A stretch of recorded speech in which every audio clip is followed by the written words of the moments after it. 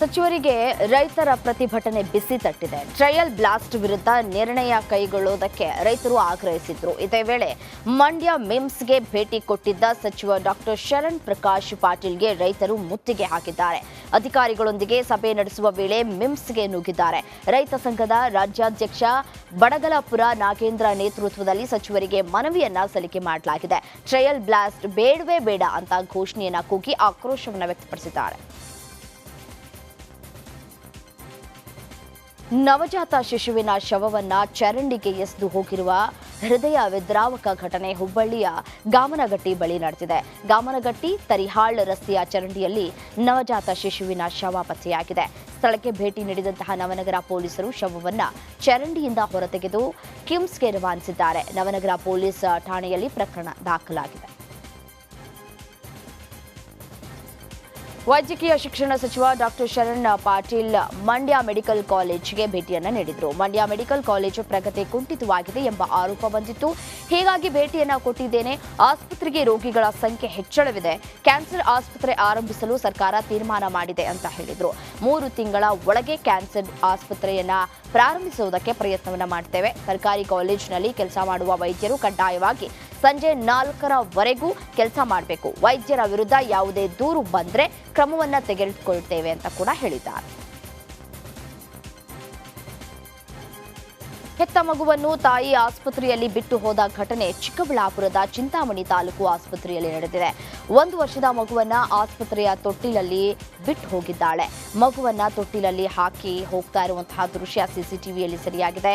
ಮಗು ಅಳ್ತಾ ಇದ್ದುದನ್ನ ಗಮನಿಸಿದಂತಹ ಆಸ್ಪತ್ರೆಯ ಸಿಬ್ಬಂದಿ ಜನರನ್ನ ವಿಚಾರಿಸಿದ್ರೂ ತಾಯಿ ಮಾತ್ರ ಸಿಗಲಿಲ್ಲ. ಬಳಿಕ ಚಿಂತಾಮಣಿ ನಗರ ಪೊಲೀಸ್ ಠಾಣೆಗೆ ದೂರನ್ನ ನೀಡಲಾಗಿದೆ. ತಾಯಿಯನ್ನ ಪತ್ತೆ ಮಾಡೋದಕ್ಕೆ ಪೊಲೀಸರು ತನಿಖೆಯನ್ನ ನಡೆಸ್ತಾ ಇದ್ದಾರೆ. ಬಾಕಿ ಹಣ ಪಾವತಿ ಮಾಡುವಂತೆ ಮತ್ತು ವಿವಿಧ ಬೇಡಿಕೆಗಳನ್ನು ಈಡೇರಿಸುವಂತೆ ಆಗ್ರಹಿಸಿ ಝೊಮ್ಯಾಟೊ ಡೆಲಿವರಿ ಬಾಯ್ಸ್ಗಳು ಕಲಬುರಗಿ ನಗರದ ಜಿಲ್ಲಾಧಿಕಾರಿ ಕಚೇರಿ ಮುಂದೆ ಪ್ರತಿಭಟನೆಯನ್ನು ನಡೆಸಿದರು. ನಮ್ಮ ಕರ್ನಾಟಕ ಸೇನೆ ನೇತೃತ್ವದಲ್ಲಿ ಪ್ರತಿಭಟನೆ ನಡೆದಿದ್ದು, ದಿನಕ್ಕೆ 16 ಗಂಟೆ ಕೆಲಸ ಮಾಡುವ ಡೆಲಿವರಿ ಬಾಯ್ಸ್ಗಳಿಗೆ ಅತಿ ಕಡಿಮೆ ವೇತನವನ್ನು ನೀಡಲಾಗ್ತಾ ಇದೆ. ಅಲ್ಲದೆ ಅದು ಕೂಡ ಸೂಕ್ತವಾಗಿ ಪಾವತಿ ಮಾಡ್ತಾ ಇಲ್ಲ ಅಂತ ಆಕ್ರೋಶವನ್ನು ವ್ಯಕ್ತಪಡಿಸಿದರು. ಇನ್ನು ಡೆಲಿವರಿ ಬಾಯ್ಸ್ಗಳಿಗೆ ಆಗ್ತಾ ಇರುವಂತಹ ಅನ್ಯಾಯವನ್ನ ಸರ್ಕಾರ ಮಧ್ಯಸ್ಥಿಕೆ ವಹಿಸಿ ಬಗೆಹರಿಸಬೇಕು ಅಂತ ಹೇಳಿ ಆಗ್ರಹಿಸಿದ್ದಾರೆ. ಮಾಲ್ಟ್ ಮಿಶ್ರಿತ ಹಾಲು ಕುಡಿದು ಮಕ್ಕಳ ಆರೋಗ್ಯದಲ್ಲಿ ವ್ಯತ್ಯಾಸವಾಗಿರುವ ಘಟನೆ ಕೋಲಾರ ಜಿಲ್ಲೆಯ ಮುಳಬಾಗಿಲು ತಾಲೂಕಿನ ಅಂಗೊಂಡಹಳ್ಳಿಯಲ್ಲಿ ನಡೆದಿದೆ. ಈ ಒಂದು ಸರ್ಕಾರಿ ಹೈಸ್ಕೂಲ್ನಲ್ಲಿ ನಡೆದಿರುವಂತಹ ಘಟನೆ. ಮಾಲ್ಟ್ ಹಾಕಲಾಗಿದ್ದಂತಹ ಹಾಲನ್ನು ಕುಡಿದಂತಹ 19 ಮಕ್ಕಳಿಗೆ ಅಲರ್ಜಿ, ಮೈ ತುರಿಕೆ, ಮೈ ಮೇಲೆ ಸಣ್ಣ ಸಣ್ಣ ಗುಳ್ಳೆಗಳು ಕಾಣಿಸಿಕೊಂಡ ಹಿನ್ನೆಲೆ ಆತಂಕ ಸೃಷ್ಟಿಯಾಗಿತ್ತು. ಕೂಡಲೇ 19 ಮಕ್ಕಳಿಗೆ ಸರ್ಕಾರಿ ಶಾಲೆಯಲ್ಲೇ ಚಿಕಿತ್ಸೆಯನ್ನ ನೀಡಲಾಗಿದ್ದು, 1 ಮಗುವಿಗೆ ಮುಳಬಾಗಿಲು ಸರ್ಕಾರಿ ಆಸ್ಪತ್ರೆಯಲ್ಲಿ ಚಿಕಿತ್ಸೆಯನ್ನ ನೀಡಲಾಗ್ತಾ ಇದೆ. ಇನ್ನು ಸ್ಥಳಕ್ಕೆ ಬಿಇಒ ಗಂಗರಾಮಯ್ಯ ಹಾಗೂ ಟಿಎಚ್ಒ ಡಾಕ್ಟರ್ ಸುಗುಣ ಭೇಟಿಯನ್ನ ನೀಡಿ ಪರಿಶೀಲನೆಯನ್ನ ನಡೆಸಿದ್ದಾರೆ.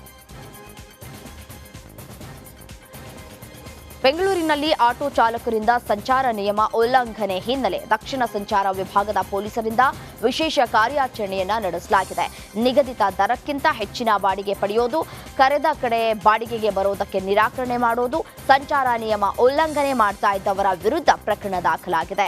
ಆಟೋ ಚಾಲಕರ ವಿರುದ್ಧ ಒಟ್ಟು 160 ಪ್ರಕರಣಗಳು ದಾಖಲಾಗಿದ್ದು, ಕ್ರಮವನ್ನ ತೆಗೆದುಕೊಳ್ಳುವಂತೆ ಸೂಚನೆಯನ್ನ ನೀಡಲಾಗಿದೆ. ರಾಮನಗರದ ಚನ್ನಪಟ್ಟಣದಲ್ಲಿ ಜನಸ್ಪಂದನ ಕಾರ್ಯಕ್ರಮವನ್ನ ಮಹಿಳೆಯರಿಂದಲೇ ಉದ್ಘಾಟಿಸಲಾಗಿದೆ. ಈ ವೇಳೆ ಮುಸ್ಲಿಂ ಮಹಿಳೆಯರು ಹಿಜಾಬ್ ಹಾಕಿ ಬಂದಿದ್ದು, ಡಿಕೆ ಶಿವಕುಮಾರ್ ಹಿಜಾಬ್ ತೆಗೆಯುವಂತೆ ಹೇಳಿದರು. ಅಲ್ಲದೆ ಪಕ್ಕದಲ್ಲೇ ಇದ್ದ ಶಾಸಕ ಇಕ್ಬಾಲ್ ಹುಸೇನ್ ಸಹ ಹಿಜಾಬ್ ತೆಗೆಯುವುದಕ್ಕೆ ಸೂಚಿಸಿದರು. ಬಳಿಕ ಹಿಜಾಬ್ ತೆಗೆದು ಜ್ಯೋತಿಯನ್ನ ಬೆಳಗಿದರು. ಕೃಷ್ಣಾ ನದಿ ಹಿನ್ನೀರಿನಲ್ಲಿ ತೆಪ್ಪ ಮಗುಚಿ ಬಿದ್ದ ಪ್ರಕರಣಕ್ಕೆ ಸಂಬಂಧಪಟ್ಟಂತೆ 3 ಮೃತದೇಹಗಳನ್ನು ಹೊರತೆಗೆಯಲಾಗಿದೆ. ಇದೀಗ 3ನೇ ದಿನ ಕಾರ್ಯಾಚರಣೆ ಆರಂಭವಾಗಿದ್ದು, ಇನ್ನುಳಿದವರ ಮೃತದೇಹ ಪತ್ತೆ ಕಾರ್ಯ ಮುಂದುವರೆದಿದೆ. ಮೆಹಬೂಬ್ ವಾಲಿಕಾರ್ ಹಾಗೂ ರಫೀಕ್ ಬಾಂಬೆ ಮೃತದೇಹ ಪತ್ತೆಯಾಗಬೇಕಿದೆ. ಶಿವಮೊಗ್ಗ ಜಿಲ್ಲೆಯ ತೀರ್ಥಹಳ್ಳಿಯ ಹೊಸನಗರ ಭಾಗದಲ್ಲಿ ಸುರಿತಾ ಇರುವ ಧಾರಾಕಾರ ಮಳೆಯಿಂದ ಗುಡ್ಡ ಕುಸಿತಗೊಂಡಿದೆ. ಗುಡ್ಡ ಕುಸಿತದಿಂದ ರಾಣೆಬೆನ್ನೂರು ಬೈಂದೂರು ರಾಷ್ಟ್ರೀಯ ಹೆದ್ದಾರಿ 766C ಬಂದ್ ಆಗಿದೆ. ವಾಹನ ಸಂಚಾರ ಅಸ್ತವ್ಯಸ್ತವಾಗಿದ್ದು 2 ಗಂಟೆಗಳ ಕಾರ್ಯಾಚರಣೆ ಬಳಿಕ ಸಂಚಾರ ಸುಗಮವಾಗಿದೆ.